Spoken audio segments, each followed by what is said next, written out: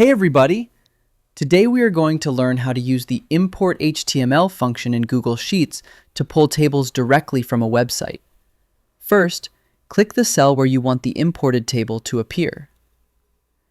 Now, type equals IMPORTHTML, open parenthesis. Paste the website URL in double quotes. Make sure the page contains a table. Type a comma. Now type table in double quotes. This tells Sheets to look for tables. Type another comma. Now type the table index number. For example, type 1 for the first table on the page. If it pulls the wrong table, change the number. Close the parenthesis. Press Enter. Google Sheets fetches the table and fills it into your sheet. The data updates automatically when the website changes.